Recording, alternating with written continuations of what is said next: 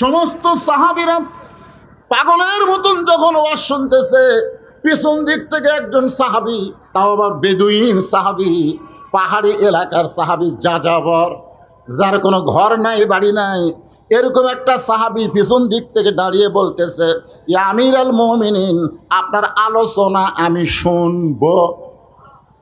আপনারা বলেন তো, সবাই যখন শুনতেছে আর একজন যদি বলে আপনার আলোচনা আমি শুনব না, তাহলে যারা সবাই আছে তারা ওই লোকটাকে ছাড়বে? জোরে বলেন, ছাড়বে? মনে করেন সাইদি হুজুর যদি ওয়াজ করে আর পিছন দিক থেকে এক শ্রোতা যদি বলে, হুজুর কি ওয়াজ করেন, আপনার ওয়াজ আমি শুনবো না, আপনারা বলেন তোর বাঁচা আছে? ওই গণ ধোলাই খেয়া মরবে। কিন্তু বাক স্বাধীনতা থাকার কারণে ওমর ফারুক ওয়াজ বন্ধ করে দিলেন। মানুষের কথা বলার স্বাধীনতা থাকার কারণে আল্লাহর কোরআন দিয়ে যখন বাংলাদেশ চলবে, প্রত্যেকটা মানুষ কথা বলার স্বাধীনতা পাবে। জোরে কোন কথা ঠিক কিনা? সঙ্গে সঙ্গে ওমর ফারুক ওয়াজ বন্ধ করে বললেন, তুমি আমার ওয়াজ কেন শুনবা না? আমার ওয়াজের মধ্যে দোষ কোন জায়গায়? বলতেছে, আপনি যেগুলো ওয়াজ করতেছেন তার চাইতে আমি ভালো ওয়াজ জানি। আপনি যেগুলো ওয়াজ করতেছেন, যে ওয়াজ শ্রোতারা শুনতেছে, তার চাইতে ভালো ওয়াজ আমি জানি। সঙ্গে সঙ্গে ওমর ফারুক বললেন, এই সাহাবীরা, তোমরা মাঝখানে রাস্তা করে দাও, তোমরা মাঝখানে রাস্তা করে দাও, ওকে আমার কাছে আসতে দাও। ওই বেদুইন সাহাবী যখন হযরত উমরের কাছে আসলেন, সঙ্গে সঙ্গে উমর ফারুক চেয়ার থেকে নিচে নেমে গিয়ে বললেন, ভাই তুমি এখন চেয়ারে বসে ওয়াজ করো, আমার চাইতে ভালো ওয়াজ যদি তোমার জানা থাকে তাহলে তুমি এখন শুরু করে দাও। বেদুইন সাহাবী বললেন, আতিউল্লাহ ওয়া আতিউর রাসূল ওয়া উলিল আমরি মিনকুম, আল্লাহর আনুগত্য করো, নবীর তরিকা মোতাবেক চলো, এবং তোমাদের আমিরকে তোমরা মানো। সুবহানাল্লাহ বলে। ইয়া আমিরুল মুমিনিন, আমি এত বড় বেয়াদব না যে আপনাকে চেয়ার থেকে নামায় দিয়ে সেই চেয়ারে বসে আমি ওয়াজ করব। আমি এত বড় বেয়াদব না, আমি দাঁড়ায় থেকে ওয়াজ করতে চাই। প্রত্যেকটা সাহাবী চিন্তাত পড়ে গেল, তোকে আমরা চিনি না, জানি না, তুই কে রে? হ্যাঁ, তুই ওয়াজ করবি? উমর ফারুককে ওয়াজ বন্ধ করে দিয়ে উমর ফারুক বললেন, আমি তার ওয়াজ শুনতে চাই। সাহাবীরা চিন্তা করলেন, আমাদের আমির যখন ওয়াজ শুনবে আমাদের আপত্তি করে কোনো লাভ। ঠিক আছে, ওয়াজ করো। তিনটা ওয়াজ করলেন। আমার দিকে খেয়াল করবেন। 1 নম্বর ওয়াজ হলো, ইন্নী উহিব্বুল ফিতনাহ, আমি ফিতনাকে মহব্বত করি। 2 নম্বর ওয়াজ হলো, যে জায়গায় বসে আছেন এই জায়গাটা হলো মসজিদে নববী, আর যারা ওয়াজ শুনতেছেন মনে করেন তারা হলো আল্লাহর নবীর সাহাবী, আর যিনি ওয়াজ করতেছেন তিনি হলেন হযরত উমর। মনে করার কথা বলছি। এখন আপনাদের কাছে আমার প্রশ্ন হলো, মসজিদে নববী জায়গা হিসাবে কেমন জায়গা? কথা কন না কেন, কেমন জায়গা? যাই কথা বলতেছেন না যে মসজিদ নববী কেমন জায়গা, এটা বলার পরে যে ভালো বলতেছেন না, ওই মরার আগে আল্লাহর জবান বন্ধ করে দিবে। আচ্ছা, মসজিদ নববী নিয়ে আপনাদের কোনো সন্দেহ আছে? যেখানে 1 রাকাত নামাজ পড়লে আল্লাহ খুশি হয়ে 50 রাকাত নামাজের সওয়াব দেয়। তাহলে বলেন মসজিদ নববী কেমন জায়গা?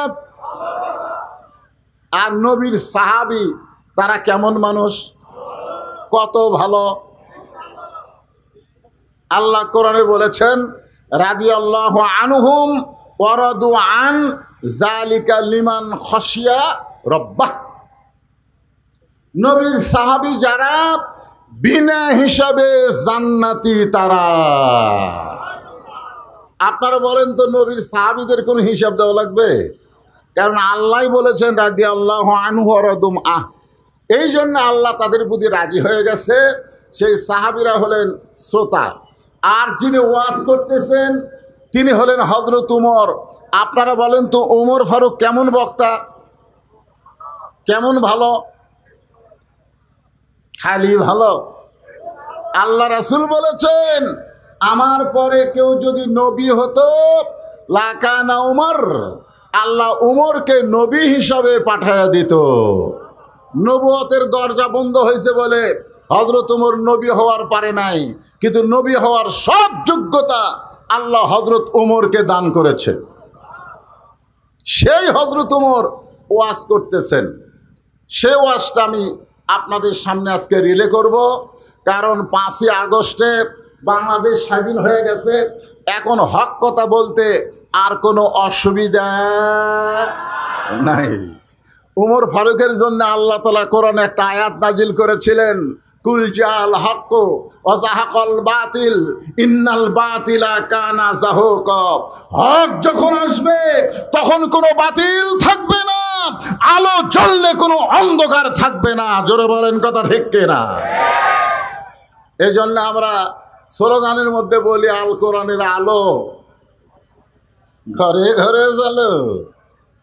তাহলে রাস্তা দিয়ে যখন আসবেন, রাস্তা যদি অন্ধকার হয়, আপনার ঘরে আছে আলো, রাস্তা হলো অন্ধকার, তাহলে কেমনে আসবেন? এই জন্যে বলতে হবে আল কোরআনের আলো সব জায়গায় জ্বালো, মানে কোনো জায়গা বাদ দেওয়া যাবে না। জোরে কোন ঠিক? আপনারা যে কোরআনের ওয়াজ শুনতে আইছেন, এ কোরআনের এক নাম হলো নূর। নূর মানে আলো। জোরে কোন নূর মানে কি? আলো। আল্লাহ কোরআন সম্পর্কে বললেন, অনুনাজ্জিলু মিনাল কুরআনি মা হুয়া শিফাউ ওয়া রাহমাতুল লিল মুমিনিন। এই আয়াতের বাংলা অর্থ হলো সব সমস্যার সমাধান দিতে পারে আল কোরআন। আপনারা বলবেন? আপনারা বলবেন? তাহলে আমি বলি, সব সমস্যার সমাধান আল কোরআনের আলো। কোরআন হাদিস যেখানে, ধনী আর মুসলমান লিল্লাহে তাকবীর। মাশাআল্লাহ।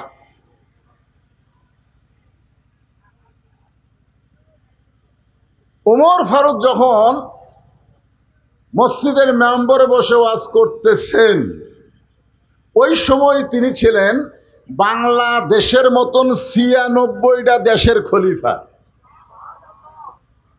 খালি টুপিওয়ালা, জুব্বাওয়ালা, দাড়িওয়ালা মৌলবি বক্তা না, উনি হলেন আমাদের বাংলাদেশের মতন 96টা দেশের রাষ্ট্রনায়ক, প্রধানমন্ত্রী কোন, যাকে আরবিতে আমরা বলি খলিফা।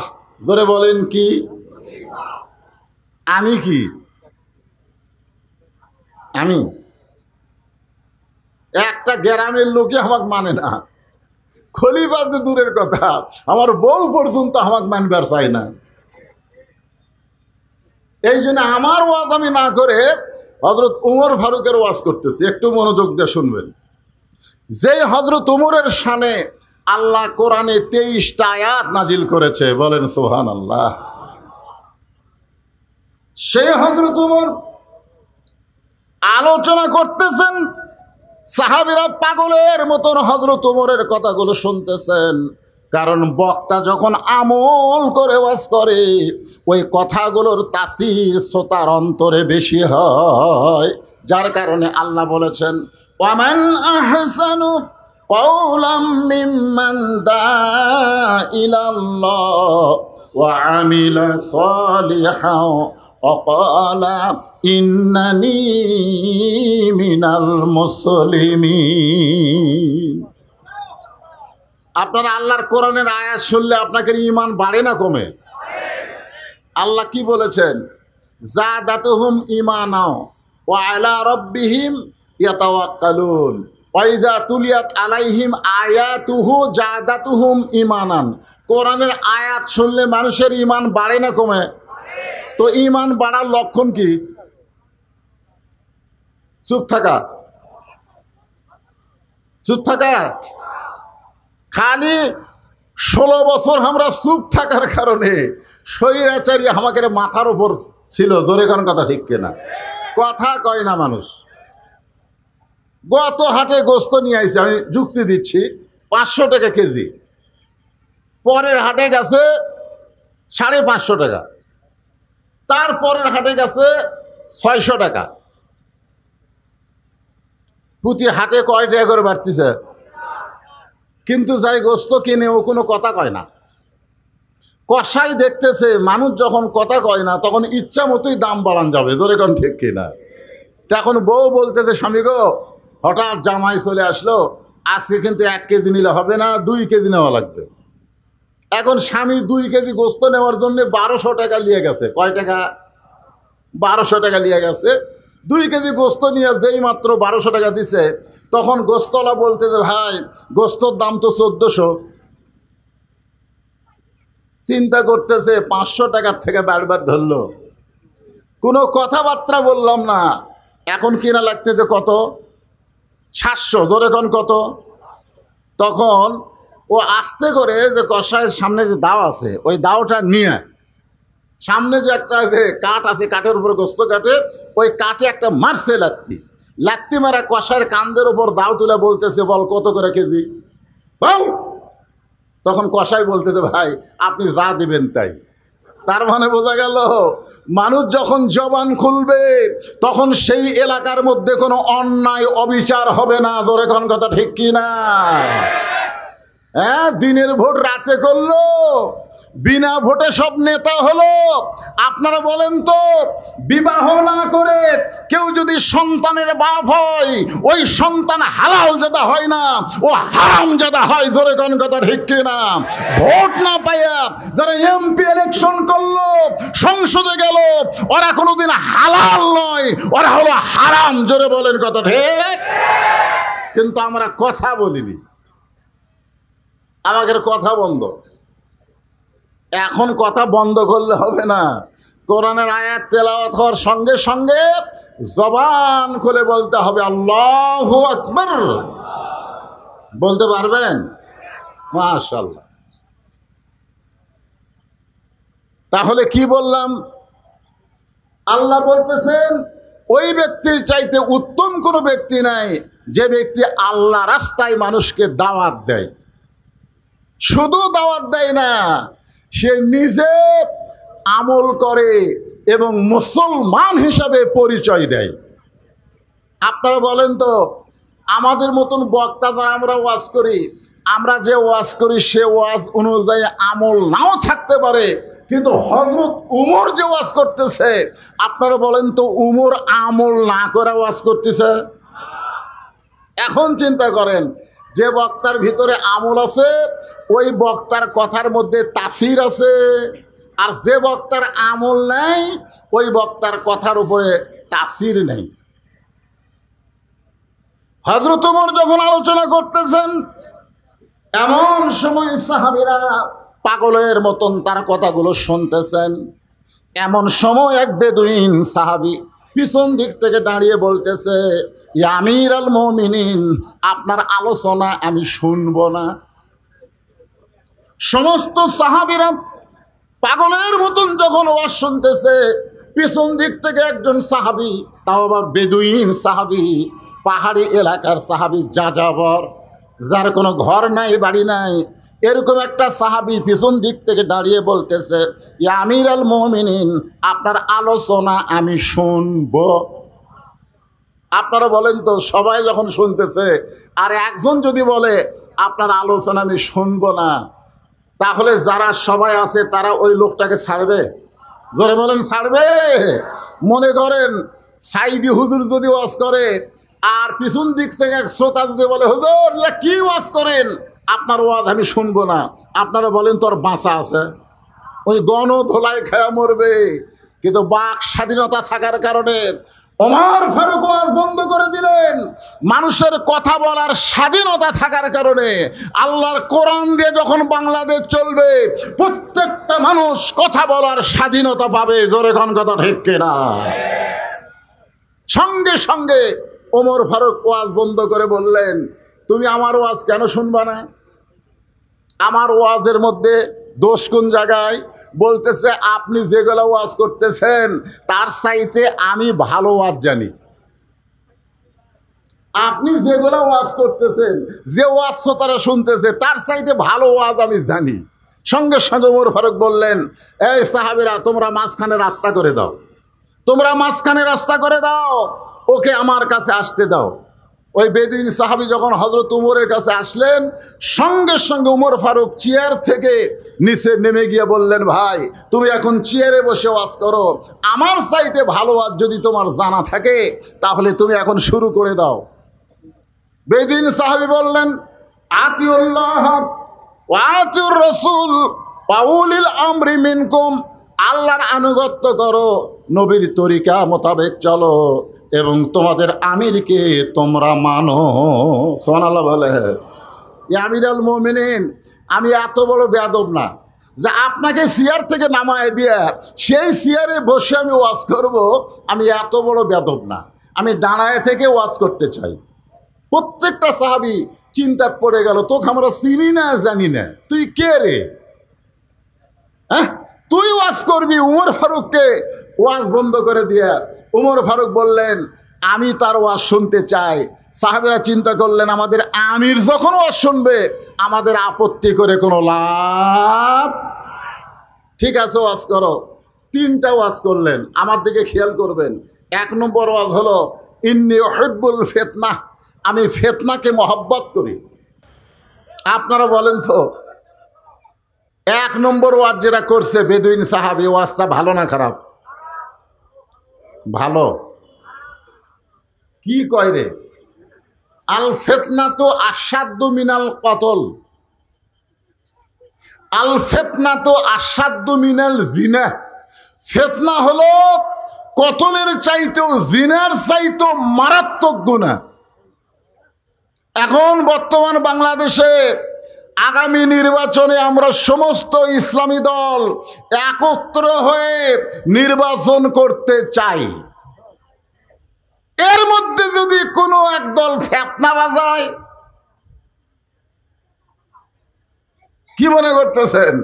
আমরা মুজিব শাসন দেখেছি, দেখিনি? আমরা জিয়াউর রহমানের শাসন দেখেছি, কি কোন ভাই দেখেন নাই? আমরা এরশাদ চাচার শাসনও দেখেছি তো। আমরা বেগম জিয়ার শাসন দেখছি, আমরা হাসিনার শাসন দেখেছি, বেগম জিয়ার শাসন দেখেছি। আবার ভোট ছাড়া 16 বছর আমরা শাসন দেখলাম। এই 50 বছর হলে আমরা দেখতেছি মানব রচিত, মানুষের তৈরি আইন দিয়া শাসন। আগামীতে আমরা দেখতে চাই আল্লাহর কোরআনের বাংলাদেশ। ঠিক কিনা বলেন? আল্লাহর কোরআনের বাংলাদেশ যদি দেখতে চাই তাহলে মনোযোগ ছাড়া আজকের ওয়াজ শোনার কোনো উপায় নেই। আসলেই তো ফিতনা খারাপ। আর ওই বেদুইন সাহাবী উমর ফারুক হাজার হাজার সাহাবীর সামনে বলতেছে, আমার 1 নম্বর ওয়াজ হলো ইন্নী উহিব্বুল ফিতনাহ, আমি ফিতনাকে মহব্বত করি। ইকরাহুল হক, আমি হককে পছন্দ করি না। আল্লাহ কোরআনে বলেছেন, কুল জাল হক ওয়া যাহাকাল বাতিল। হক হচ্ছে আল্লাহর পছন্দ, বাতিল হচ্ছে শয়তান। জোরে বলেন ঠিক কিনা? আর লোকটা বলছে আমি হককে পছন্দ করি না। 3 নম্বর ওয়াজ হচ্ছে ওয়াশহাদু মালাম আরাহ, আমি না দেখা জিনিসের সাক্ষী মারি। 71-এ জন্ম নিয়ে আমি বলি যুদ্ধের সময় এরা যুদ্ধ অপরাধী। আপনারা বলেন তো, 71-এ জন্ম নিয়ে সে কারা স্বাধীনতার শত্রু, এই সাক্ষী কেউ দিবার পারবে? যদি দেয়, এটা কি দেখা সাক্ষী না না দেখা সাক্ষী? শুনিছে, শোনা। আপনারা বলেন দেখা আর শোনায় দুটা কি এক? কেউ যদি আপনাকে বলে নওগাঁয় একটা মানুষ মারে 6 টুকরা করছে, আপনি যদি তাকে বলেন তুই কি দেখছিস ভাই? কয় না রে, রাস্তাঘাটে সেই পাগলা, শোনা কথার দাম নেই। এই 3টা ওয়াজ যখন করলেন, ওমর ফারুক রক্তের মতন তার চোখ 2টা লাল করলেন। আপনারা বলেন তো, হযরত ওমর ফারুক যে রাস্তা দিয়া যায়, ওই রাস্তা দিয়া শয়তান কয়দিন যাইতে ভয় পায়? কেন কেন ভয় পায়?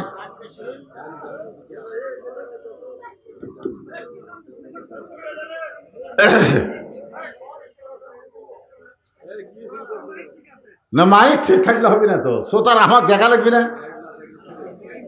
ইউটিউবে ফেসবুকে আমার ওয়াজ শুনতেছে না, কারণ কোনো ওয়াজ শোনা বাকি আছে তো আমার দেখবার আচ্ছারে পাগলায় দেখান লাগবি তো, খালি শুনালে কাম হবে। আজকে একটু আমার প্রাণ ভরে দেখবে, কালো মানুষ না হয় রে। না না গুণের কথা বলতেছি না। হ্যাঁ সবাই একটু দেখবার চাই কি চায় না, এমনকি মেয়েরা পর্যন্ত স্যাটেলাইট ছাড়া আরও আসরে না, যে বদরুল রশিদকে আমরা একটু প্রজেক্টরের মাধ্যমে দেখবার চাই। আপনারা করছেন কিনা সেটা জানি না। মেয়ে মানুষের কি বসার ব্যবস্থা আছে এখানে? মাশাআল্লাহ। একটু মনোযোগ দিয়ে শোনেন। ওমর ফারুকের চেহারা রক্তের মতো লাল, কিন্তু ইসলামী আদর্শের নেতা যখন কেউ হবে সঙ্গে সঙ্গে নেতা রাগ করতে পারবে না। যেমন বাংলাদেশে জামাত ইসলামের আমির এত নির্যাতনের পরেও বললেন আমরা ক্ষমা করে দিলাম। যেরকম ঠিক কিনা?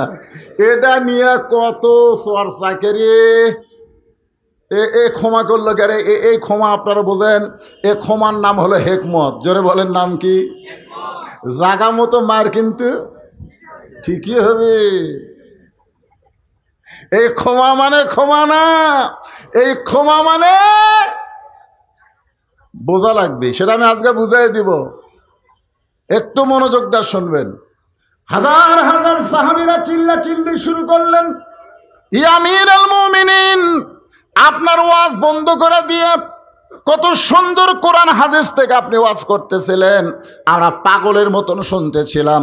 আপনার ওয়াজ বন্ধ করে দিয়ে যে তিনটা ব্যাক ওয়াজ করলো, ব্যাক ওয়াজ, ওয়াজ আর ব্যাক ওয়াজ, যেরকম বেগম মমতাজ ওয়াজ করছে, আগে করো এমন আখেরের কাজ, ধ্যান যোগে হয় দিলের নামাজ, ও তোমার পাঞ্জি গানা নামাজ পড়া লাগবে না।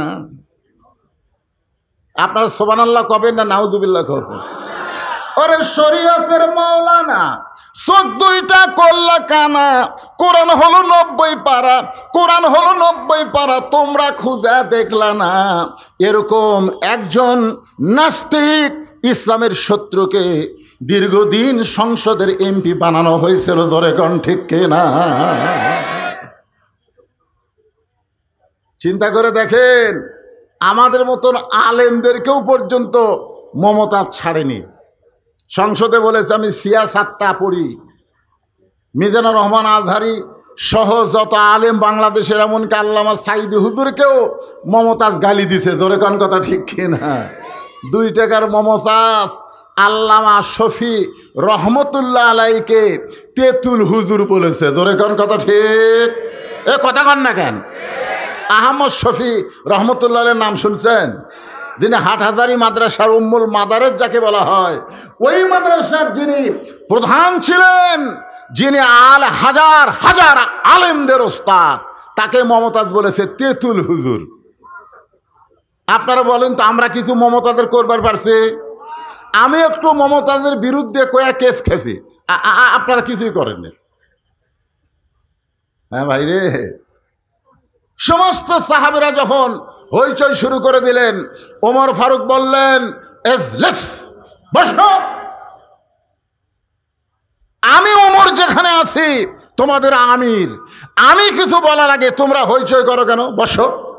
সবাই যখন বসেছে, ওমর ফারুক বললেন ওয়াজ পাল্টাও। কি করো? ওয়াজ পাল্টাও। বেদিন সাহাবী বললেন আমি ওয়াজ পাল্টাবো না, আমি যে ওয়াজ করেছি আপনারা বুঝবার পারেন নাই। ওমর ফারুকের সামনে বলতেছে ইয়া আমিরুল মুমিনিন, আমি যে ওয়াজ করেছি আপনারা বুঝতে পারেন নাই। ওমর ফারুক মনে করলেন লোকটার মাথা খারাপ, পাগল হয়ে গেছে, মানসিক রোগী, তাকে জেলখানার মধ্যে বন্ধ করলেন। কারণ গণধোলাই খাওয়া থেকে ওই লোকটা হেফাজত করার জন্যে ওমর ফারুক জেলখানায় বন্দি করলেন।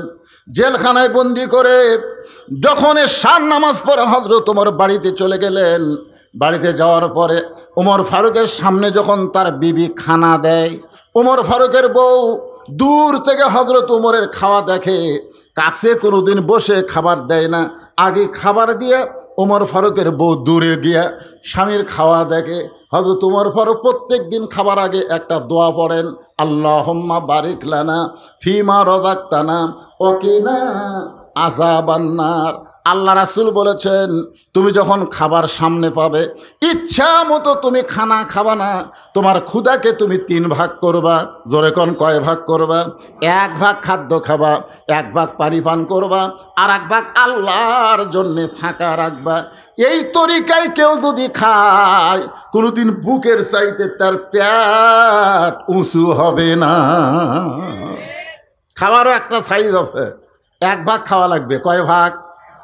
আপনি সামনে খালি গরুর গোস্ত, খাসির গোস্ত, মুরগির গোস্ত, ইলিশ মাছ, ওরে বাবারে আজকে একটা খাওয়া দিমরে সমানে খাইতে খাইতে টুটি পর্যন্ত খাওয়ার পরে বলতেছে, কে ভাই দই আছে? মিষ্টি খাওয়া সুন্নত। টুটি পর্যন্ত খায়াও মিষ্টি খাবার চায়। আপনারা বলেন তো, ওই কি নবীর তরিকা মোতাবেক খাচ্ছে? কটা কান খাচ্ছে? তোমার ক্ষুধাকে কয় ভাগ করো? 1 ভাগ খাদ্য খাবেন। শোনেন, সবার জন্য বলতেছি, 1 ভাগ পানি পান করবেন আর 1 ভাগ ফাঁকা রাখবেন। আপনার এই বুকের উপর কোনোদিন ভুঁড়ি উঠবে না। বুকের উপর ভুঁড়ি ওটা মানেই আপনি পুরুষ মানুষ দুর্বল হয়ে যাবেন। জোরে কোন কথা ঠিক কি না? ওমর ফারুক দোয়া পড়ে খাবার শুরু করবেন।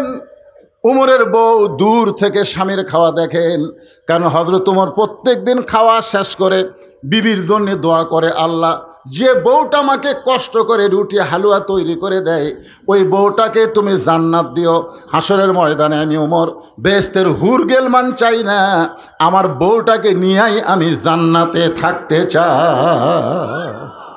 আপনারা বলেন, কোনো স্বামী যদি এইরকম দোয়া করে তাহলে বউ খুশি হবে না বেজার হবে? আর আমরা কি দোয়া করি? আমরা দোয়া করি, আল্লাহ তুমি আমাকে জান্নাত দিও, আল্লাহ জান্নাতে হুর দিও। বউ চিন্তা করে, খেরে জান্নাত চাইলো ঠিক আছে, জান্নাতে আবার হুর কি? একদিন স্বামীকে বলছে, স্বামী হুর মানে কি?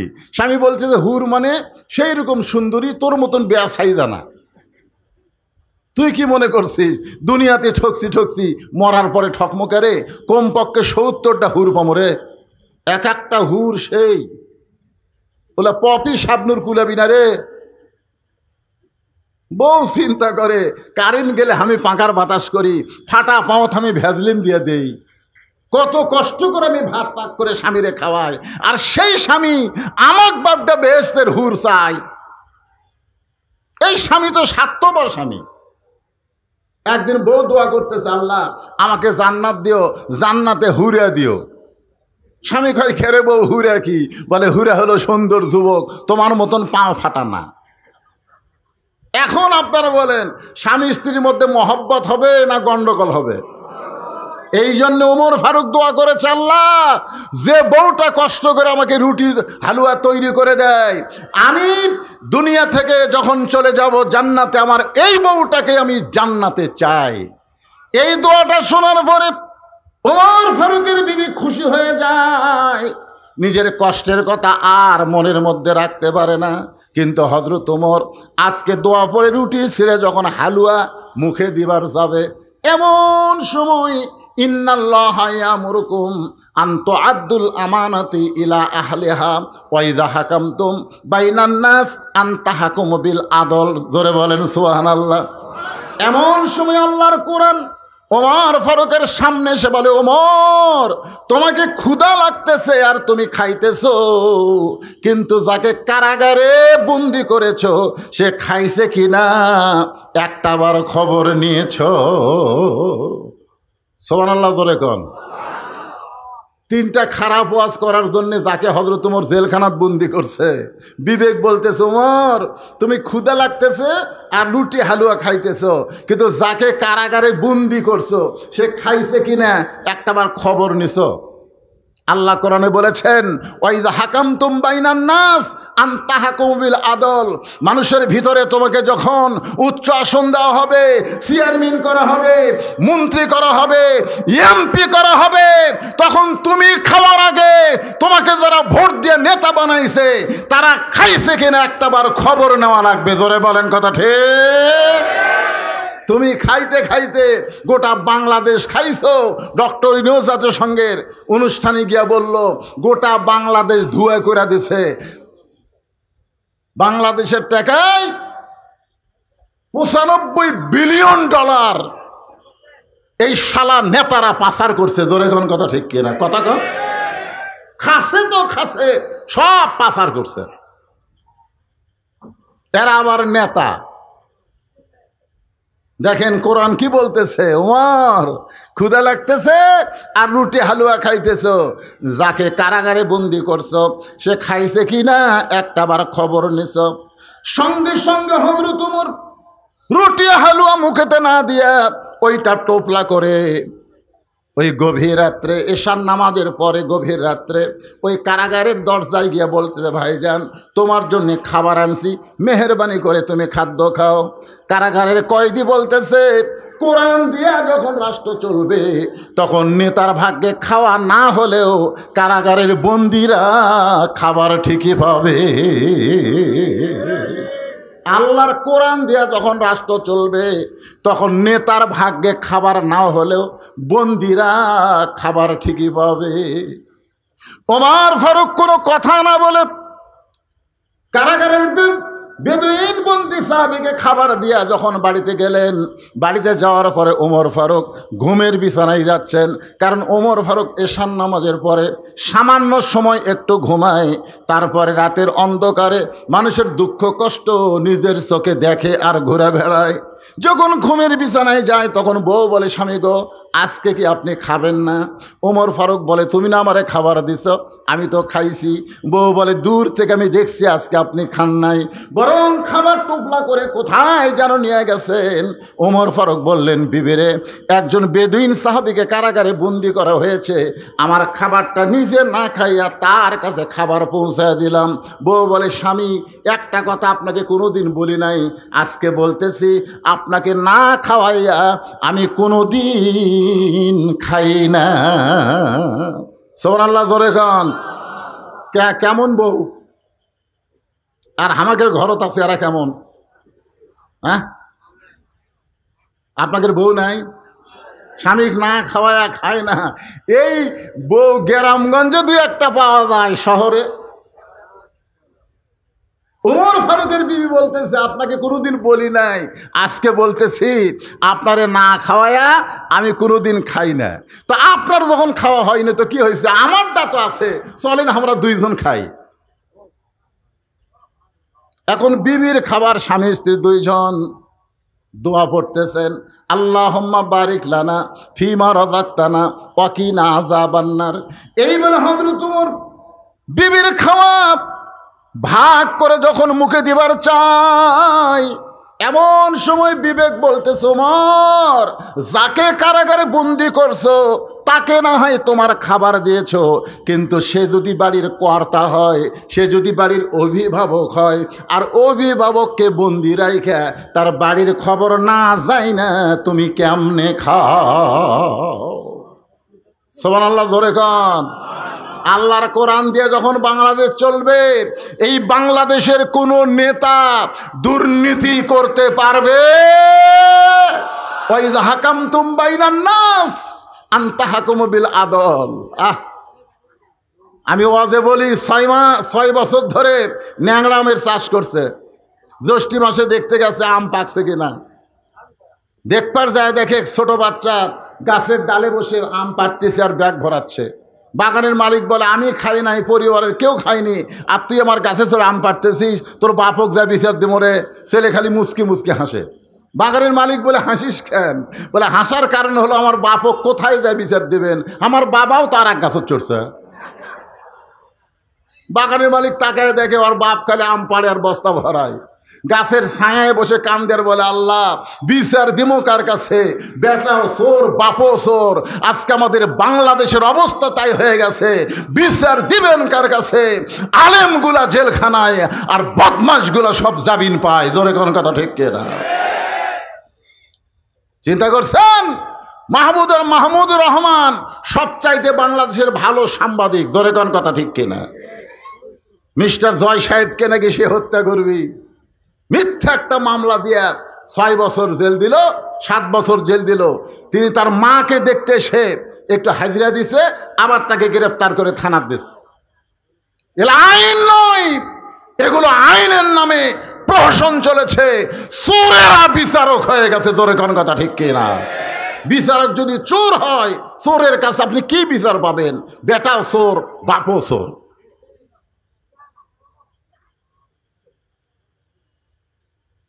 যাকে কারাগারে বন্দি করছে সে যদি বাড়ির অভিভাবক হয়, আর অভিভাবক যদি বাড়ি কারাগারে বন্দি থাকে, তার বাড়ির খবর না নিয়ে তুমি কেমনে খাও?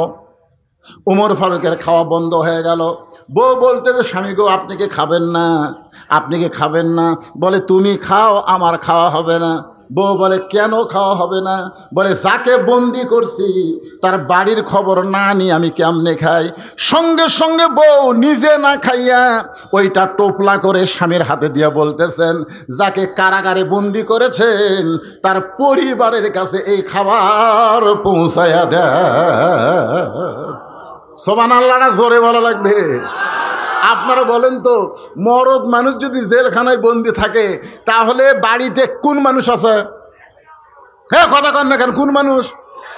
তাহলে মেয়ে মানুষের কাছে স্বামী দিয়া পাঠায় কেমন বউ? আমাকে বউ দিয়া পাঠাবে? যত ওয়াজ করেন মাঝে মধ্যে খবর ভাই ইটিস পিটিস করবার চান। ইসলামী আদর্শের নেতা কেমন মানের নেতা হয়, তাদের মান কি পর্যায়ে?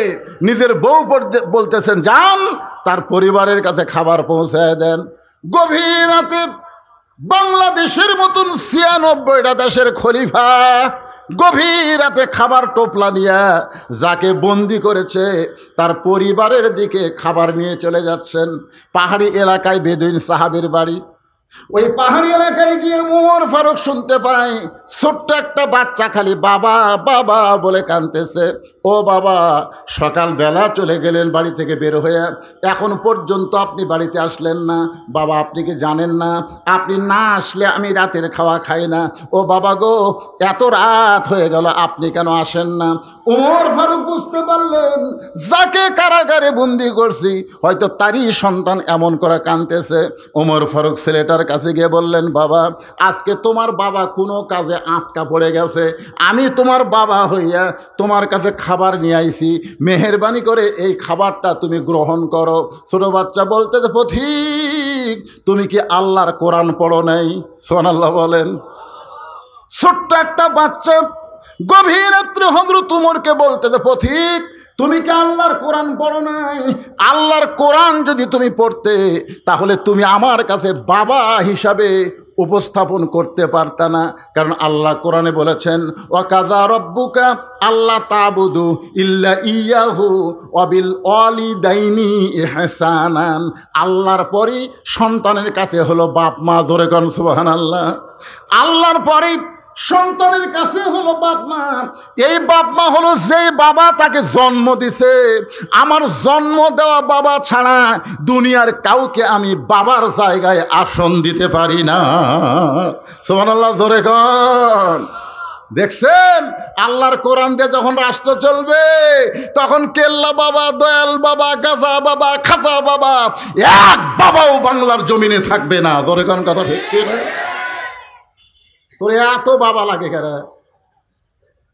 একটা ছোট্ট বাচ্চা উমরকে বলতেছে, পথিক তোমার ভিতরে কি আল্লাহর কোরআন নাই? তুমি আমার বাবা হবার চাও?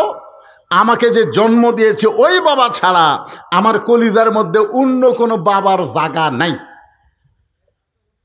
যদি খাবার চাই ওই বাবার সঙ্গেই খাবো, দুনিয়ার কারো খাবার আমি গ্রহণ করব না। সঙ্গে সঙ্গে হযরত ওমর ওই ছোট বাচ্চাকে কাঁধে করে নিয়ে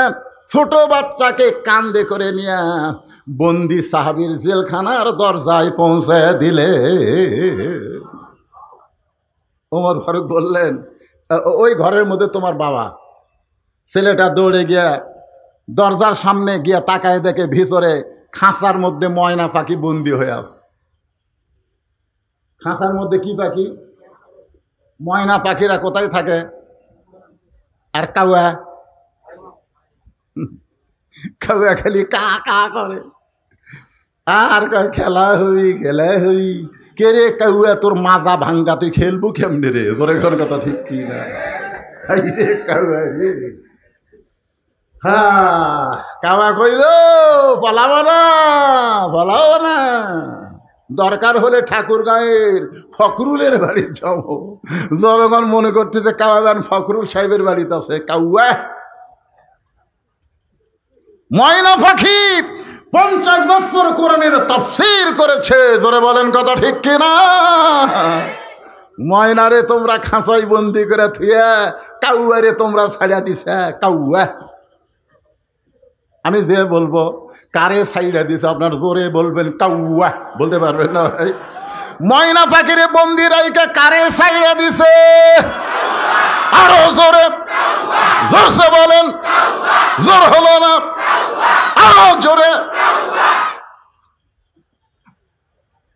কাউয়া, এবার বুঝলি কাউয়ার খবর কি? এ ওয়াজ খালি এই আপনাকে এলাকার থাকতেছে রে, ওয়াজ গোটা বিশ্ব রিলে হচ্ছে। তোর এখন ঠিক না? কাউয়া যেটি বলে থাক, কাউয়া যেটি থাক, শুনবার ভাবি কে রে? ওরে বাবা রে।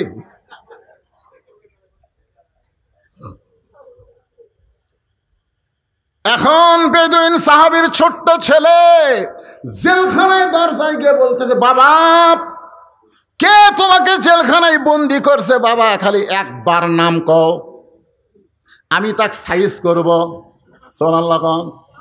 উমর ফারুক একটু দূরে দাঁড়ায় খালি মুচকি মুচকি হাসে, কারণ প্রকৃত সন্তান যারা বাবাকে বন্দি রাখলে খেপে যাবে তারা। প্রকৃত সন্তান যারা বইয়ের কথা শুনে বাপ মার উপরে রাগ করবে না তারা। ধরে কোন কথা ঠিক কিনা? কতগুলা বউ স্বামীর কানে কানে কয়, তোমার বাবা ভালো না, তোমার মা ভালো না। তখন ওই বইয়ের কথা শুনে কয়, ঠিক আছে বুড়া বুড়ি কি করি? আর আসল সন্তান যারা হবে, বউ বলার সাথে সাথে আর সাফা বরাবর একটা ফল মারা সুন্নত। জোরে কোন কথা ঠিক কিনা? শালি রে শালি, তুই মরে গেলে সকালে বিকালে বিয়ে করো রে। তুই কার বিরুদ্ধে কথা বলিস? আমার বাপের বিরুদ্ধে, মায়ের বিরুদ্ধে কথা বলতেছিস? তুই মরলে বিয়ে করবো রে, তোকে ছাড়া দিলে বইয়ের অভাব নেই। আর যাদের বিরুদ্ধে বলতেছিস, এই বাপ মা যদি মারা যায় কিয়ামত পর্যন্ত কাঁদলে আর বাপ মাকে পাওয়া যাবে না। ধরে কোন কথা ঠিক কিনা? প্রকৃত সন্তান যারা হবে তারা বাপ মার বিরুদ্ধে একটা কথাও শোনার সময় দেবে না। কথা কন না, কথা কন না কেন? বাপ মাও গ্রামত থুয়া শহরত তুই 6 তলা বাড়ি করে কি মোশন মারতিছে, মোশান মারতিছে। বাবা অসুস্থ, এখন সেই 5 ফিট থেকে বগুড়া তাইছে। পপুলারে ডাক্তারের এত ভিড় ভাই, দেখতে দেখতে রাত 9টা বাজে গেছে। এখন রাত 9টার সময় 5 ফিট কাহলো 5 ফিট কেমনে যায়? মন বলতেছে কে, তোর বেটার বাসাই তো আছে জলেশ্বরী তলা, বাসার যা। মন বলতেছে বেটার বাসার যা। রাত 9টার সময় বেটার বাসার দরজা ডাকতেছে। বেটার নাম আব্দুল্লাহ, ভালো নাম থোসে। আব্দুল্লাহ, আব্দুল্লাহ কয় কে রে? সবাই আমার সাহেব করে কয়, স্যার করে কয়। আর এত রাত্রে আমার নাম ধরে ডাকে, এই মরদ কে রে? আপনারা বলেন তো, বেটা যত বড়ই হুজুর হোক, বেটা যত বড়ই স্যার হোক, বাপ কোনোদিন হুজুর কবি? আমার বাপ আমার কোনোদিন হুজুর কয়নি। কে বজলু? বজলু রশিদও কয়নি। কে রে বজলু, এই তোর চেহারা এরকম শুকা যাচ্ছে কে রে? ও আজ কম করে পারিস না? মানুষজন দাওয়াত দিবার আছে আর আমার বাপ ডাকে, এ বজলু কি খবর? আমি কই আল্লাহ রে। একদিন বাবাকে বললাম, আব্বা মানুষজন যখন আসে তখন একটু হ্যাঁ তোকে হুজুর করে খাওয়া লাগবে নাকি? আব্দুল্লাহ, আব্দুল্লাহ বুঝবার পারছে মরদ যাচ্ছে। সুবহানাল্লাহ খান। দরজা খুলি বলতেছে, বাবা রাত 9টার সময় কেন আইছেন? বাবা বলে, ডাক্তারের কারণে এত রুগীর ভিড়। দেখতে দেখতে 9টা বাজা গেল। এই 9টার সময় 5 ফিট কেমনে যায়? এবার আব্দুল্লাহ বাপকে ধরে রেস্টরুমে গেছে। রেস্টরুম, আব্বা একটু বসেন, একটু আপনি বসেন বাবা। বাবারে বসায় থিয়া বউয়ের কাছে আইছে। বউ কম্বল গাওয়ার দিয়ে শুতে পড়ছে, শীতকাল তো। বইয়ের কানে কানে বলতেছে, কে গো? বাবা আইছে। ময়না পাখি, বাবা আইছে, ওটো গো। কি তোমার বাপ যখন আব্দুল্লাহ আব্দুল্লাহকে চিল্লাল আমি শুনিনি? স্বামী চমকে উঠছে, ওরে বাবা রে, শালা বইয়ের পাগলা। বলে কোন কথা ঠিক না? আমি উঠতে পারবো না, পারলে তুমি খাবার দাও। বাবক যা বলতেছে, আব্বা, বাপ বলতেছে আমার পেট ভরাই আছে। তুই কি মনে করছিস আমি না খেয়ে আছি? খালি থাক পেট দে রে, সকাল হলেই চলে যাবো। বাপ বুঝবার পারছে ওর বইয়ের ভক্তই, বইয়ের ভক্ত, গাঁড়িয়ার জাত। জোরে কোন কিসের জাত? গাঁড়িয়ার জাত, বইয়ের ভক্ত। বাপ বুঝবার পারছে খালি থাক পেট দে রে, যাওয়ার যদি গাড়ি থাকতো তোর বাড়ি থেমে আসতাম। বেটা কইছে, আব্বা তাহলে ওই ঘরে শোতেন। বাবা ঘুমায় গেছে। রাত 11টার সময় বইয়ের ভাই শালা, কয়টার সময়? 11টার সময় ডাকতেছে, শেফালি আপা। আব্দুল্লাহ শুতে আছে, শেফালি কম্বল ফেলে দেয়, মারছে লাভ। স্বামী তাকায় দেখে কম্বল আছে, বউ নাই। মানে বউ আসে গেট খুলে বলতেছে, হ্যাঁ ভাই এত রাত্রে কেন? বলে ক্যারাম বোর্ড খেলতে খেলতে ঘড়ি দেখিনি, 11টা বাজছে, সুত পার চাই। বোন বলে, খবরদার, তুই না খায় শুতলে আমার চোখে ঘুম ধরবে। বস। ডাইনিং টেবিলের চেয়ারে বসায় দিয়া ভাত গরম, মাছ গরম, সব গরম করে ভাইয়ের সামনে দিয়া বলতেছে, খা ভাই, খা ভাই, তুই না খাইলে আমার কলজার শান্তি নেই। আব্দুল্লাহ কয়, 9টার সময় আর বাপ আছে, তোকে চেতন করা যায়নি। আর 11টার সময় ভাইয়ের সামনে খা ভাই, খা ভাই। বার হয়ে দেখে 5 তরকারি গরম ভাত, শালার মাথার বইয়ের হাত। কয় তরকারি? 5 তরকারি গরম ভাত, শালার মাথার বইয়ের হাত। আব্দুল্লাহ আস্তে আস্তে বাবা যেই ঘরে ঘুমাই, ওই ঘরের জানলার কাছে গিয়া জিরো বাল্বে বাবার শুকনা মুখ দেখতে পায়। বাবা মুখটা শুকনা করে ঘুম পাড়তেছে। আব্দুল্লাহর চোখ দিয়ে দর দর করে পানি পড়তেছে। যে বাবা না খাইয়া গ্রামের জমি বিক্রি কইরা আমাকে লেখাপড়া করে সাহেব বানাইছে, আজকে সেই বাবা না খাইয়া ঘুম পাড়তেছে। আর আমার বইয়ের ভাই শালার সামনে 5 তরকারি গরম ভাত। আমার কি করার কিছুই নাই? আমার কি করার কিছুই নাই? আল্লাহর কোরআন সামনে দাঁড়ায় বলতেছে, তুই যদি বেটা হোস, প্রকৃত সন্তান হোস, বাপের মুখের দিকে তাকালে একটা কবুল হজের সোয়াব। ধরে গান সুবহানাল্লাহ। আল্লাহ কোরআনে বললেন, ওয়াকাযা রাব্বুকা আল্লা তা'বুদু ইল্লা ইয়াহু ওয়া বিল ওয়ালিদাইনি ইহসানা। বিবেক জাগ্রত হয়ে বলতেছে, আব্দুল্লাহ, ওয়া আমিলুস সলিহা, একটা নেক আমল কর। আব্দুল্লাহ বলতেছে, কি নেক আমল কর্ম? বিবেক বলতেছে, তোর বাড়িতে কি কিছুই নাই? আব্দুল্লাহ চোখ বন্ধ করে দেখে উটি বলা একটা বেলান আছে, উটি বলা একটা বেলান। বিবেক বলতেছে, তোর বউ তো তোর শালা খিলাচ্ছে, তুই আস্তে আস্তে বিলে যেমন ইন্দুর ধরে এভাবে চুপি চুপি বইয়ের পিছনে হয়ে আছে। ওই জায়গায় বিসমিল্লাহ করে 1 বাড়ি মারলে 1 হজ, 2 বাড়ি মারলে 2 হজ। ওই বেলান নিয়ে যায় বিসমিল্লাহ করে বইয়ের পাশায় মারছে বাড়ি। এত জোরে বাড়ি মারছে, শালাও দৌড়, বউ দৌড়। শালা চিল্লা বলে, দুলা ভাই আমার বোনকে মারলেন কেন? আব্দুল্লাহ বলতেছে, তোর বোন আমার কে হয়? তুই যে বলতেছিস আমার বোনকে মারলেন কেন, তোর বোন আমার কে হয়?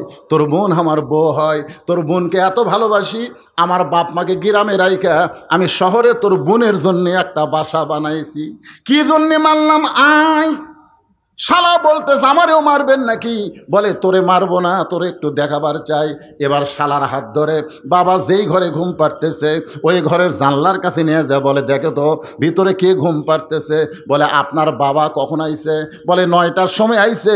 তোর বোনকে বললাম খাবার দে, তোর বোন বলল আমি খাবার দিবার পারবো না, আপনি পারলে খাবার দেন।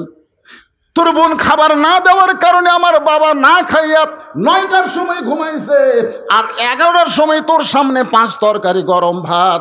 বল রে শালা, বল আমার আমল কি? শালা বলতেছে, দুলা ভাই আর একটা মারেন। আর একটা মানেনি মানুষের জাত না, ই বাপের আত্মীয় পছন্দ করে, শ্বশুরের আত্মীয় দুই চোখে দেখবার পারে না, এমন বউ বাংলার ঘরে ঘরে। জোরে বলেন কথা ঠিক কি না? আমার মায়েরা যারা পর্দার অন্তর আছেন, আপনি আপনার স্বামীর আত্মীয়কে ভালোবাসেন, দেখবেন আপনার স্বামী আপনার মা বাবার জন্য পাগল হয়ে যাবে। আপনি নিজের মাকে ভালোবাসেন কিন্তু শাশুড়িকে আপনি পছন্দ করেন না, আপনি নিজের বাবাকে পছন্দ করেন কিন্তু শ্বশুরকে পছন্দ করেন না। এই জন্য সমাজের মধ্যে ফেতনা চলতেছে। জোরে বলেন কথা ঠিক কি না? ওমর ফারুক মুস্কি মুস্কি হাসতেছে। মনে আছে ছেলেটা বলতেছে, বাবা কে আপনাকে জেলখানায় বন্দি করলো? খালি একবার নাম কন, আমি তাকে সাইজ করবো। সুবহানাল্লাহ খান। সঙ্গে সঙ্গে বেদুইন সাহাবী সন্তানকে মুখে আঙ্গুল দিয়ে বলতেছে, চুপ চুপ, এই কি বলিস পাগলা, খালি নাম কর। কাছে ডেকে শুন শুন। ছেলে যখন কাছে গেছে ফিসফিস করে বলতেছে, এই পাগলা, আমাকে কে কারাগারে বন্দি করছে, তুই তার নাম শুনবো? বলে হ্যাঁ আব্বা, খালি নাম কন তো। বলে তার নাম হলো হযরত উমর। যেই বলছে হযরত উমর, বেদুইন সাহাবীর সন্তান জেলখানার দরজায় বসে কান্দের, বলে বাবা উমর ফারুক যদি আপনাকে কারাগারে বন্দি করে তাহলে আপনি অন্যায় করেছেন। সুবহানাল্লাহ বলেন। কিছুক্ষণ আগে কি বলছে? খালি নাম কন। কি বলছে? খালি নাম কন। আর এখন যেই নাম কইছে, আপনি বলেন তো ছেলেটা কার পক্ষে? সবাই বলতে হবে কার পক্ষে। কিছুক্ষণ আগে কি বলছে? খালি নাম কন, তার আমি সাইজ করব।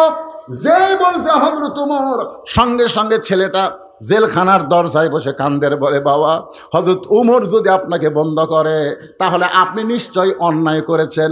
আপনারা বলেন তো, নাম শোনার সঙ্গে সঙ্গে ছেলেটা বাবার বিপক্ষে উমরের পক্ষে কেন হলো? এই কেন হওয়ার পিছনে কারণ হলো, এই ছেলেটা রাত্রেবেলা যখন ঘুম পারত না তখন বাবা হযরত উমরের জীবনে শুনাইতো। একদিন বলতেছে, ও বেটা তুই কি জানিস আমাদের এই মদিনায় এমন একজন খলিফা রয়েছে, সবাই যখন ঘুম পাড়ে ওই খলিফা তখন রাতের অন্ধকারে একা একা মানুষের দুঃখ কষ্ট দেখে। একদিন খলিফা মানুষের দুঃখ কষ্ট দেখতে গিয়া দেখতে পায় একটা তাঁবুর ভিতর থেকে একজন পুরুষ মানুষ বাইরে খালি দৌড়াদৌড়ি করতেছে। ওমর ফারুক লোকটাকে সালাম দিয়ে বলে, ভাই তাঁবুর মধ্যে না ঢুইকা আপনি বাইরে দৌড়াদৌড়ি করেন।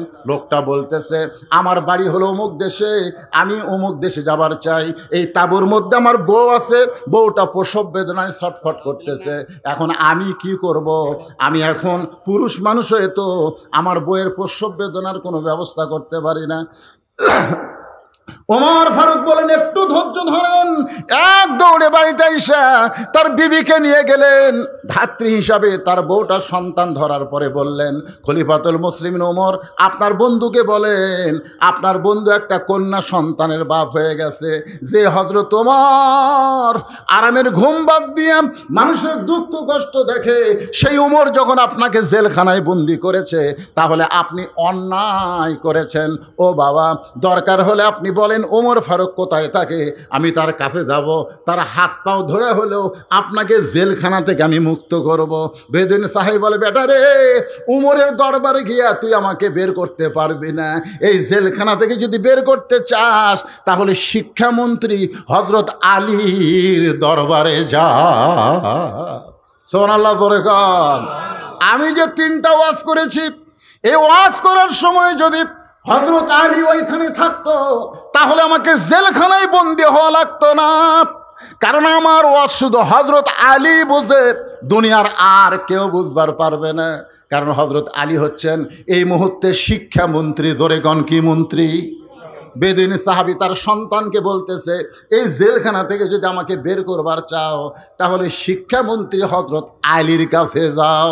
আপনারা বলেন তো, 90% মুসলমানের জন্যে একটা ভালো শিক্ষামন্ত্রীর দরকার আছে না নাই?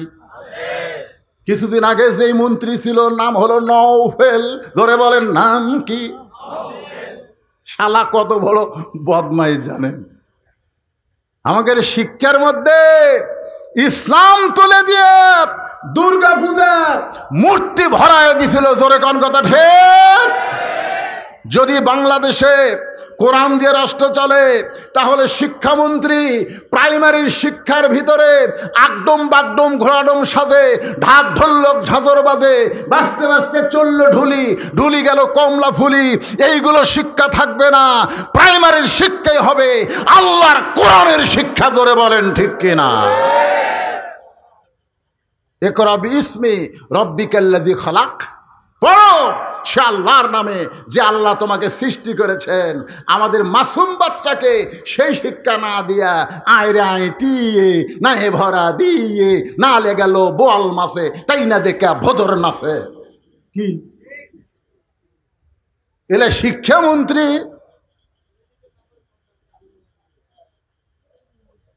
কথা বলেন, এটা কি হিন্দুর দেশ না মুসলমানের দেশ? আরে ভাই, কথা হক কথাটা বলা লাগবে। হিন্দুর দেশ না মুসলমানের দেশ? তাহলে শিক্ষামন্ত্রী কেমন যোগ্যতা হওয়া লাগবে? উমর ফারুক যখন মদিনার খলিফা ছিলেন ওই সময় শিক্ষামন্ত্রী ছিলেন হযরত আলী। সুবহানাল্লাহ খান। বেদিন সাহাবী কি বলতেছে? আমাকে যদি জেলখানা থেকে বের করবার চাও তাহলে খলিফার কাছে যায় লাভ নাই, শিক্ষামন্ত্রীর কাছে যাও। বেদিন সাহাবীর ছোট্ট ছেলে শিক্ষামন্ত্রীর বাড়ির দিকে রওনা দিলেন। বাড়ির কাছে গিয়ে দেখে দুইটা যুবক দাঁড়ায় আছে, চাঁদের চাইতেও সুন্দর, নাম হলো হাসান আর হোসাইন। সবাই সুবহানাল্লাহ বলেন না? মরা গেলে বুঝবেন, মরা গেলে বুঝবেন। সাইদুস শাবাবে আহলিল জান্নাহ হাসান হোসাইন রাদিয়াল্লাহু তাআলা আনহুমা জান্নাতি সমস্ত যুবকদের সর্দার হবে। কয়জন? কে রে? সবাই কথা কন না কেন? কে? নেইমার আর মেসি? হ্যাঁ, নেইমার আর মেসি? তোমরা তো খালি মেসি আর নেইমার নিয়ে পাগলা হয়ে গেছো। হাসান হোসেন চেনো? চেনো হাসান হোসেন? ইসলামের জন্যে যাকে টুকরা টুকরা করা হয়েছে তার নাম হলো হোসাইন। জোরে বলেন কত ঠিক? ছোট্ট ছেলে, বেদুইন সাহাবের ছোট্ট ছেলে শিক্ষামন্ত্রীর বাড়ির দরজার যায় দেখে র্যাব নেই, পুলিশ নেই, দুইটা যুবক দাঁড়ায় আছে, নাম হলো হাসান হোসাইন, চাঁদের চাইতেও সুন্দর। সুবহানাল্লাহ খান। হাসান মানে কি, হোসাইন মানে কি বোঝা লাগবে তো ভাইজান। জান্নাতুল বাকি মদিনার পাশে যে গোরস্থান, এই গোরস্থান যখন জিয়ারত করলাম একজন আমাকে বলল, হুজুর ওই যে কবর দেখতেছেন এই কবরটা হলো হযরত হাসান রাদিয়াল্লাহর কবর। আগে সব কবর চেনা যাইতো, কিন্তু বর্তমান সৌদি সরকার এরা সব কবর ভাঙ্গা দিয়েছে। যেটা শুরু হয়েছিল বাংলাদেশে মাজার ভাঙ্গা। জোরে কন কি ভাঙ্গা? এ কথা কন কি ভাঙ্গা? আগে সব মাজার ছিল। তুরস্কর সময় তুর্কিরা যখন শাসন করত সব মাজার ছিল, কিন্তু যখন বর্তমান সরকার সৌদি আরবে যারা আছে এরা যখন ক্ষমতা পাইল তখন সব মাজার ভাঙ্গা দিল। খালি তিনটা মাজার আছে, একটা হলো নবীর রওজা, একটা আবু বকর আর একটা হযরত ওমর। এই তিনটার মধ্যে হাত দিবার পারে? কথা কয় না কেন? তারপরও কিছুদিন আগে, এটা হবে 21 সালে সৌদির একজন আলেম বাদশার কাছে গিয়ে বলতেছে, বাদশাহ আমরা তদন্ত করে দেখেছি মানুষ কাবা ঘরের কাছে তেমন কান্দে না, কিন্তু নবী রওজার পাশে আসলেই কান্দে। গভীর রাত্রে রওজা থেকে নবীকে বের করে ওই জান্নাতুল বাকির কোনো এক জায়গায় দাফন করা হোক। এ জায়গায় নবীকে রাখা যাবে না, কারণ মানুষ কাবা বাদ দিয়া নবীর কাছে কান্দে। বাদশাহ এই কথা শুনে চিন্তায় পড়ে গেল, কি করবে? রওজা থেকে নবীকে বের করে কি জান্নাতুল বাকির মধ্যে রাখবে নাকি? বাজান গো একটু মনোযোগ দেন। নবীর কাছে মানুষ কান্দে, কাবার কাছে কান্দে না। কারণ কাবা এমন একটা ঘর, যে ঘরের কাছে আল্লাহওয়ালা না থাকলে কাফেররা মূর্তি ঢুকায়। আর নবীর রওজা এমন একটা রওজা যেটা আরশে আজিমের চাইতেও দাম বেশি। আপনারা বলেন তো, যারা প্রকৃত মুসলমান, মদিনার রওজায় কি আমাদের নবী মরে আছে?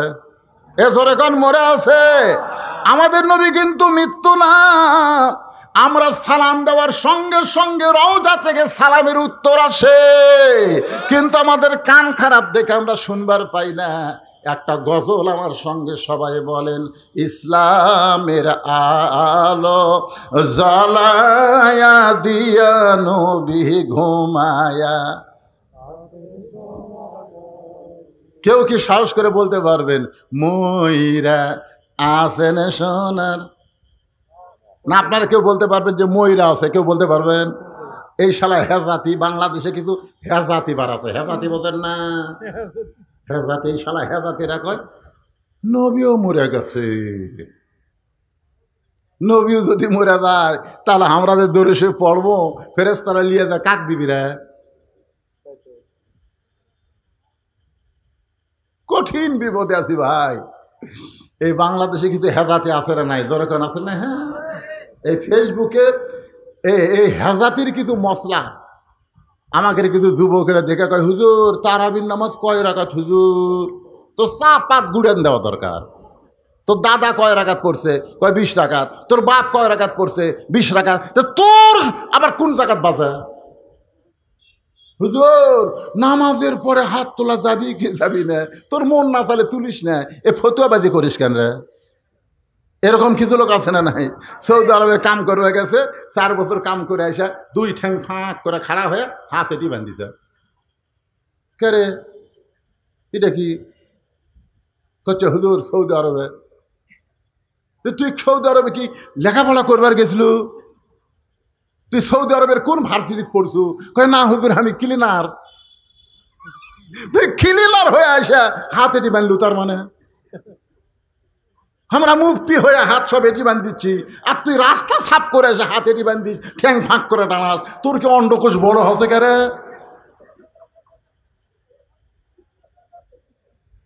কি হাসতেছেন কেন?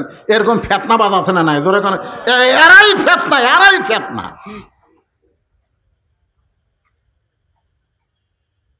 বাজান একটু মনোযোগ দিয়ে শোনেন। শিক্ষামন্ত্রীর বাড়ির দরজায় গিয়া হাসান আর হুসাইন ছেলেটা সালাম দিয়ে বলতেছে, শিক্ষামন্ত্রীর সঙ্গে আমি দেখা করবার চাই। হাসান হোসাইন বলে, কে রে পুচকে,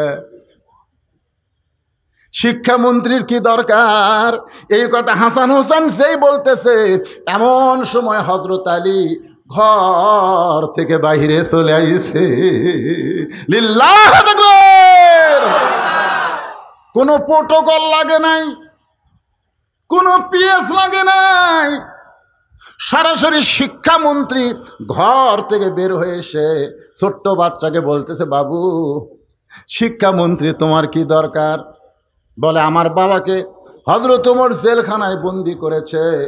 আলী বলতেছে, উমর ফারুক যখন জেলখানায় বন্দি করেছে তখন আমাক দিয়া কোনো কাম হবে না।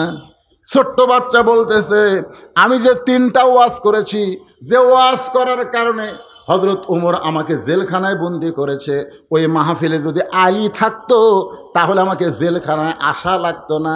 তার মানে বোঝা গেল এই ওয়াজের মধ্যে কিছু গুরুভেদি আছে। জোরে কোন কথা ঠিক কিনা?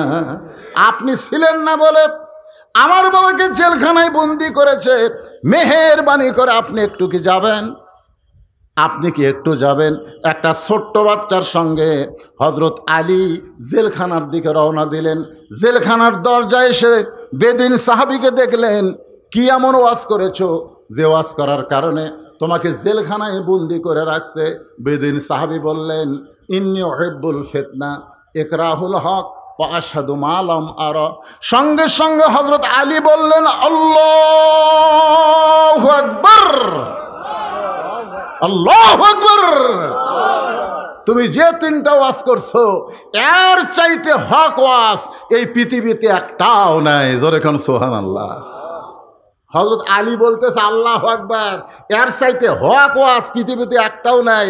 আর হযরত উমর অসংখ্য সাহাবীর মাধ্যমে তাকে জেলখানায় বন্দি করলো। আপনারা বলেন তো এর মধ্যে কারণ আছে না নাই? কি কারণে উমর ফারুক জেলখানায় বন্দি করলো, আর কোন কারণে হযরত আলী আল্লাহু আকবার তাকবীর দিয়ে বলতেছে এর চাইতে হক ওয়াজ আর পৃথিবীতে একটাও নাই? এটাকে আপনারা শুনবেন? আমি আল্লাহর কোরআন থেকে আপনাদের শোনাবো। কারা কারা শুনবেন দুই হাত একটু আল্লাহকে দেখান ভাইজান। লিল্লাহি তাকবীর, হাত নামান। আমার বাবাকে জেলখানায় বন্দি রাখতে পারবে না।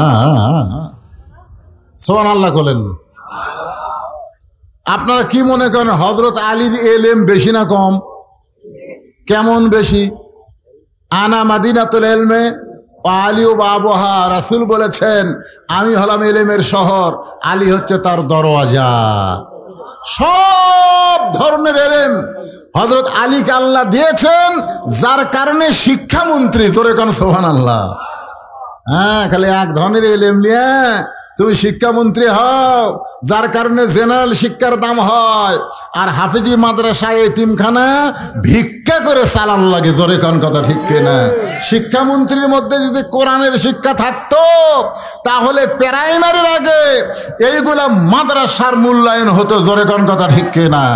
প্রাইমারি শিক্ষা করা হলো নফল, আর কোরআন শিক্ষা করা হলো ফরজ। ভাগ্য খারাপ, আমরা যদি আল্লাহর কোরআনের সমাজ পাই তখন বুঝবো শিক্ষামন্ত্রী কারে কয়। কথা ঠিক কিনা বলেন? খায়রুকুম মান তাআল্লামাল কোরআনা ওয়া আল্লামা, ওই ব্যক্তির চাইতে সম্মানী দামি আর কেউ নাই যে আল্লাহর কোরআন শিখেছে অপরকে কোরআনের শিক্ষা দেয়। এখন ছোট বাচ্চা হযরত আলীর হাত ধরেছে। হযরত আলী ওমর ফারুকের দরবারে, ওমর ফারুক মেম্বরে বসেছিলেন। মেম্বর থেকে দাঁড়িয়ে বললেন, ওগো আল্লাহর শিক্ষামন্ত্রী। সুবহানাল্লাহ বলেন। কার শিক্ষামন্ত্রী? ওগো আল্লাহর শিক্ষামন্ত্রী, আপনি কেন আমার কাছে আইছেন? আমি ওমরকে ডাকলে আমি আপনার কাছে যাইতাম। সুবহানাল্লাহ। কারণ আল্লাহ নবীর পরে হযরত আলীকে প্রত্যেকটা সাহাবী ওস্তাদের মতন সম্মান করতেন। আপনারা বলেন তো ইসলামে ওস্তাদের সম্মান কম না বেশি? এইবারই খালি প্রথম দেখলাম জামিল মাদ্রাসায় ছাত্ররা হুজুরের বিরুদ্ধে আন্দোলন করলো। ধরে কোন কথা ঠিক না? আমি কিন্তু ছোটবেলায় জামিলের ছাত্র ছিলাম। কওমি মাদ্রাসা, হাফেজি মাদ্রাসার ছাত্ররা হুজুরের বিরুদ্ধে আন্দোলন করতে পারে, এইবারই প্রথম দেখলাম। মানে আমাদেরকে এমন শাসন এবং শিক্ষা দেওয়া হয়েছে যে আমরা সম্মানের ক্ষেত্রে হুজুরের চেহারার দিকে তাকায় কথা বলতে পারিনি, সবসময় কথা বলেছি নিচের দিকে তাকায়া। কারণ ইসলামে ওস্তাদের সম্মান আছে। ধরে কোন কথা ঠিক? কথা কন না কেন? কথা কন। এটা আইজুল হক কলেজের শিক্ষক না, ছাত্র না। মাঝে মধ্যে ছাত্র শিক্ষককে ধাবার দেয়। জোরে কোন কথা ঠিক কিনা ভাইজান? ইসলামে ওস্তাদের সম্মান, যার কারণে হযরত ওমর বলতেছেন আপনি কেন কষ্ট করে আমার কাছে আইছেন, আমি আপনার কাছে যাইতাম। এটা হযরত ওমর বলার সঙ্গে সঙ্গে ওই ছোট্ট ছেলেটা এক দৌড়ে গিয়া ওমর ফারুকের কপালে চুমা খাইছে। কোন ছেলে? কোন ছেলে? ওই বেদুইন সাহাবী যাকে কারাগারে বন্দি করছে তার ছেলে ওমর ফারুকের কপালে চুমা খায় বলতেছেন আপনার মতন মহামানব আমি দুনিয়াতে দেখি নাই। রাতের অন্ধকারে যখন কান্না করেছিলাম তখন আপনিই তো আমাকে কান্দে করে আমার বাবার জেলখানার দরজা পর্যন্ত পৌঁছায়া দিছেন। সুবহানাল্লাহ খান। আচ্ছা, ছোট্ট ছেলেকে কান্দে করে জেলখানার দরজায় কে পৌঁছায় দিছে? ছেলেটা এখন কি করবে?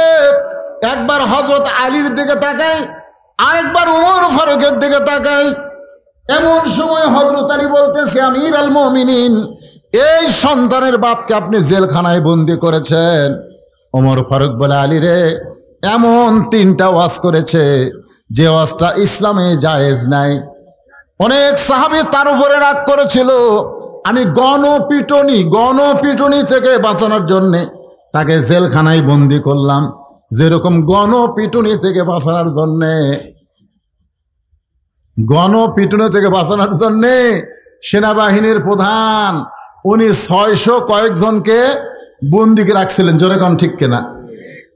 তাহলে এ ওবায়দুল কাদেরও কিন্তু ছিল, কাউও ছিল, কিন্তু কাউ একটা সব ছিল। বুঝলাম না, হাসান মাহমুদ ধরা পড়ল, আবার কিছুদিন পরে শুনলাম ওই বাহির দেশে ঘুরতেছে। বুঝবার পারতেছি না ভাই রে, কি যে হবি রে। আমরা যে হাসিনার বিরুদ্ধে এত ওয়াজ করতেছি, আবার কি হাসিনা চট করে ঢুকেই নাকি? মাথা খেলতেছে না, এরা কি করবি? আজ পর্যন্ত হাসিনার প্রেসিডেন্ট থুয়ে দিছে, ধরে কোন কথা ঠিক না? বাবা সুপ্পু এখনো ক্ষমতার বসে আছে। আয় রে, মাথা ঘোরে। আল্লাহ, কি যে হবি রে।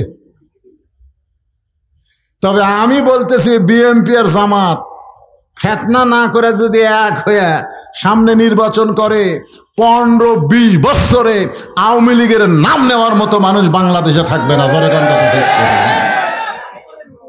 নাম নেওয়ার মতন মানুষ খুঁজে পাওয়া যাবে না।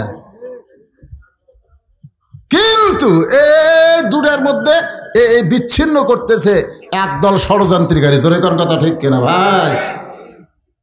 মাঝে মধ্যে চিন্তা করে, আবার কি ঠান্ডাবাদী করি নাকি, মাঝে মধ্যে চিন্তা হয়। কি ভাবতেছেন? বলা যায় না। 200-র উপর খুনের কেস করা হয়েছে, খালি ঢুকে দেখো। তবে ভাই, আমাদেরকে বিচ্ছিন্ন হলে চলবে না, আমাদেরকে এক হওয়া লাগবে। করে বলেন ঠিক কিনা? আল্লাহর বান্দার একটু মনোযোগ দেন। জনগণের গণপিটুনি থেকে বাঁচানোর জন্যে এই সন্তানের বাপকে আমি জেলখানায় বন্দি করে রাখছি। এমন 3টা খারাপ ওয়াজ করছে। আলী বলতেছে, কি 3টা ওয়াজ করেছে? ওমর ফারুক বললেন, 1 নম্বর হলো ইন্নী উহিব্বুল ফিতনা, আমি ফিতনাকে মহব্বত করি। হযরত আলী বলতেছেন, লোকটা তো ঠিকই বলেছেন, আল্লাহ কোরআনে বলেছে, ইন্নামা আমওয়ালুকুম ওয়া আওলাদুকুম ফিতনা, নিশ্চয় সম্পদ আর সন্তান হলো বিপদের কারণ। এরপরেও দুনিয়ার তামাম মানুষ সম্পদ আর সন্তানকে মহব্বত করে। কথাটা তো বেদিন সাহাবীর না, কথাটা কার? আরো জোরে বলেন। কি বলছে আল্লাহ? ইন্নামা আমওয়ালুকুম ওয়া আওলাদুকুম ফিতনা। আপনারা বলেন তো, সম্পদ আর সন্তান এলা কি মহব্বতের জিনিস না? কথা কন, সন্তানকে আপনি মহব্বত করেন না? কিন্তু আল্লাহ বলেছেন ফিতনা। বেদিন সাহাবী তার সন্তানকে মহব্বত করে, এই কারণেই বলেছে আমি ফিতনাকে মহব্বত করি। সে তো নিজের কথা বলে নাই, সে তো আল্লাহর কোরআনের কথাই বলেছে। ওমর ফারুক বলে, আলী ভাই, আমি তো বুঝবার পারি নাই। লোকটা 2 নম্বর ওয়াজ করেছে, একরাহুল হক, আমি হককে পছন্দ করি না। আলী বলতেছে, লোকটা তো ঠিকই বলেছেন, জাত সাকারাতুল মাউত হক, প্রত্যেকটা মানুষের জীবনে মৃত্যু হক, এরপরে মৃত্যুরে কেউ পছন্দ করে না। আপনারা বলেন তো, মৃত্যু কি আমাদের জীবনে সত্য না মিথ্যা? আল্লাহ কোরআনে বলেছেন, জাত সাকারাতুল মাউত হাক্কুন, মৃত্যুটা আমাদের জীবনের হক। তারপরে আমরা কেউ মৃত্যুরে পছন্দ করি? কথা কন না কেন? ভাই, আপনারা মৃত্যুরে পছন্দ করেন? স্বামীর ক্যান্সার রোগ হয়েছে, এখন বউ খালি সামনে কান্দের, বলে, আল্লাহ আমার স্বামীর মৃত্যু আমাকে দাও, স্বামীর হায়াত আমাকে দাও, আমার হায়াত স্বামীকে দাও। কারণ 1 মাস পরই স্বামী মরবি। তারপরে বউ বলতেছে, আল্লাহ আল্লাহ আমার স্বামী বেঁচে থাক, আল্লাহ আমি মরে যাই। স্বামী কয়, আল্লাহ ভাগ্য করে আমার একটা বউ পাইছি রে। রাত্রেবেলা স্বামী স্ত্রী যখন ঘরের মধ্যে ঘুমাইছে, ওই ঘরে বাড়িতে একটা আড়িয়া গরু আসছিল। জোরে কন, কি গরু? আড়িয়া গরু। দড়ি ছেঁড়া হয়ে বাড়ির বার হয়েছে, গেট বন্ধ। গোটা বাড়ি খুঁজে দেখে বারান্দায় সিলভারের পাতিল, তার তলে হলো চিটাল আলি। এখন চিটাল আলি খাবার চাই, কিন্তু হাতত পায় না। জোর করে যখন মাথা ঢুকাইছে, চিটাল আলি পাশে ঠিকই, কিন্তু ছোট 2টা শিং এই যে সিলভারের পাতিলের কান্দার মধ্যে আটকে গেছে। চিটাল আলি খাওয়ার পরে মাথা ঢোকায়, কিন্তু পাতিল আর মাথা ছাড়ে না। এখন আহেরিয়া গরু গোয়াল ঘরা বাদ দিয়ে স্বামী স্ত্রী যে ঘরে ঘুমায় আছে ওই ঘরের মধ্যে হো হো করে ঢুকছে। বউ চিল্লে বলে বাবা আজরাইল ঢুকছেন যখন, ওই যে আমার স্বামী ক্যান্সার রোগী, চোখত পড়ে না। স্বামী চেতন পায়, বলে কি হয়েছে রে? আজরাইল ঢুকছে, তোমাকে দেখে দিলাম। তুই না দিনের বেলা কইনি আমার হায়াত আল্লাহ তোমাকে দেখ আর তোমার মৃত্যু আল্লাহ আমাকে দেখ। বউ বলতেছে মরার কথা মুখে বলা যায়, কিন্তু অন্তর থেকে কেউ মরবার চায় না। ধরে কোন কথা ঠিক কি না? হযরত আলী বলতেছেন বেদুইন সাহাবী ঠিকই বলেছেন, আমি হককে পছন্দ করিলাম, তার মানে মৃত্যুকে সে পছন্দ করে না। ওমর ফারুক বলে আলী রে, লোকটা বলেছে আশহাদু মা লাম আরা, আমি না দেখা জিনিসের সাক্ষী মারি। না দেখা কেমনে সাক্ষী দেয়? আলী বলতেছে শুধু বেদুইন সাহাবী কেন, দুনিয়ার প্রত্যেকটা মুসলমান না দেখে সবাই বলে আশহাদু আল্লাহ ইলাহা ইল্লাল্লাহু ওয়াহদাহু লা শারীকা লাহ। আপনারা বলেন তো আমরা কি আল্লাহকে দেখছি নাকি? না দেখে যদি আল্লাহকে সাক্ষী দেওয়া যায় তাহলে বেদুইন সাহাবী তো মিথ্যা কথা বলে নাই। সঙ্গে সঙ্গে হযরত ওমর এক দৌড়ে এসে জেলখানার দরজা খুলে বেদুইন সাহাবীকে বুকের মধ্যে নিয়ে বলতেছে আলীর মতন শিক্ষামন্ত্রী যদি না থাকতো তাহলে এই ইসলাম এত দূর অগ্রসর হতো না। এজন্য ভাইজান আমাদের সামনে শিক্ষামন্ত্রী, আমাদের এমন একজন মানুষকে চাওয়া দরকার যে সব দিক দিয়ে জ্ঞানী। ধরে কোন কথা ঠিক? আস্তাগফিরুল্লাহ আল্লাযী লা ইলাহা ইল্লা হুয়াল হাইয়ুল কাইয়্যুম ওয়া আতুবু ইলাইহি। আল্লাহুম্মা আমিন। আল্লাহুম্মা আনতাস সালাম ওয়া মিনকাস সালাম তাবারাকতা ইয়া যাল জালালি ওয়াল ইকরাম।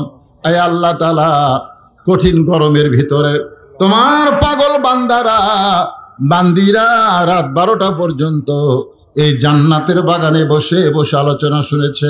মেহেরবানি করে আজকের মাহফিল আমাদের সকলের হেদায়েতের জন্যে, নাজাতের জন্যে, জান্নাতের জন্যে কবুল করে নাও। এই মাহফিলের শুরু থেকে শেষ পর্যন্ত যত আলোচনা হয়েছে আল্লাহ, এর মধ্যে যদি ত্রুটি হয়, ভুল হয়, মাফ করে দাও। এর যা হাদিয়া মঞ্জুর করো সোনার মদিনায় নবী পাকের রওজা মুবারকে আল্লাহ কবুল করে নাও। এই এতিমখানা মাদ্রাসাকে সবার জন্য দোয়া করবো। এতিমখানা মাদ্রাসাকে কিয়ামত পর্যন্ত কবুল করে নাও। এ মাদ্রাসা যারা সর্বাত্মক সহযোগিতা করেছে আল্লাহ, তাদের সকলকেই জান্নাতি কবুল করে নাও। আয় আল্লাহ তাআলা, আজকের মাহফিলকে সাজাইতে গিয়া যারা কষ্ট করেছে, মেহনত করেছে, টাকা পয়সা খরচ করেছে, আল্লাহ তাদের সকলকেই জান্নাতি কবুল করো। আজকের মাহফিলের প্রধান অতিথি আল্লাহ, বিশেষ অতিথিবৃন্দ, সভাপতি, সহসভাপতি, আল্লাহ বাদল সাহেব অসুস্থ, যারাই অসুস্থ, আমি নিজে অসুস্থ, আল্লাহ সবাইকে সুস্থতার নিয়ামত দান করে দাও। আল্লাহ আমার মা বোনেরা পর্দার অন্তরালে বসে বসে ওয়াজ শুনেছে, আবিদা সালিহা পর্দা নিশি কবুল করে মা ফাতেমার চরিত্র দান করে দাও। আল্লাহ এই বগুড়াবাসীকে আল্লাহ তুমি কবুল করে নাও। আল্লাহ আল্লাহ আমি গুনাহগার বলে দোয়া ফিরাই দিও না। আল্লাহ যে যা নিয়ত করে হাত তুলেছে আল্লাহ সকলের নেক নিয়ত নেকাশা কবুল করো। আল্লাহ 4 জন মাদ্রাসার হাফেজ সাহেবের মাথায় পাগড়ি পরানো হয়েছে, আল্লাহ তাদেরকে হক্কানে হাফেজ আলেম হিসাবে কবুল করে নাও। এই মাদ্রাসাকে কবুল করো। মাদ্রাসার মহতামিম, মাদ্রাসার ওস্তাদ, মাদ্রাসার তালবে ইলম, মাদ্রাসা কমিটির সভাপতি, সহসভাপতি, সেক্রেটারি, কেশিয়ার, মাদ্রাসার সদস্য, দাতা সদস্য, আল্লাহ সকলকেই তুমি কবুল করে নাও। আল্লাহ সুবহান রাব্বিকা রাব্বিল ইজ্জাতি আম্মা ইয়াসিফুন ওয়া সালামুন আলাল মুরসালিন আলহামদুলিল্লাহি রাব্বিল আলামিন। ওয়াজাল আখিরা কালিমাতুনা ইনদাল মাউত। সকলে পড়েন লা ইলাহা ইল্লাল্লাহু মুহাম্মাদুর রাসূলুল্লাহ সাল্লাল্লাহু আলাইহি সাল্লাম। আসসালামু আলাইকুম ওয়া রাহমাতুল্লাহি ওয়া বারাকাতুহু।